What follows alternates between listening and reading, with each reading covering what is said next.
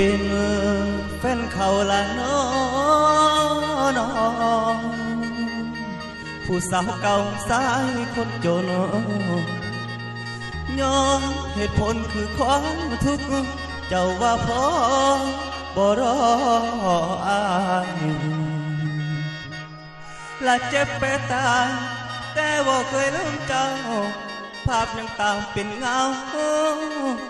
ผู้สาวอายเขาได้แต่และยังคือทอดแห้งพออยากห้องขึ้นฟ้าให้เธอหูหากบ่ลืมดอกเดนัง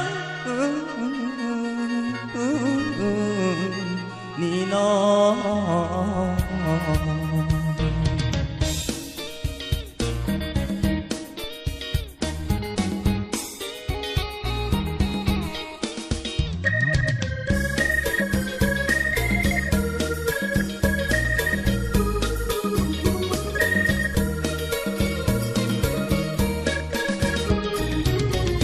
กลายเป็นแฟนเขาแล้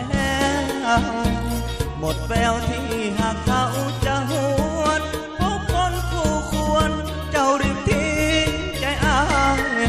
หากบอกไม่ลืมงังเอาซึมน้องใจไรวาสนาหักเจ้าเท่าฟ้าอย่างไพ่วันที่เจ้าเดินจากไปหัวใจอายทรมานสองเฮานั้นยามหักยามแพงใจอายยังจือโทรหาสุยมียังเบาสุฟังสุขทุกบ้านก็คอยส่งแรงใจเธอไปใส่พี่ก็คงเป็นเพื่อนจากปีเดือนจนมาถึงวันท้ายวันที่เจ็บไปตายว่าเธอเบากับพี่มาจบกันเท่านี้ซะเด้ออายหักทำได้ลงคนใจร้ายพอผู้ใหม่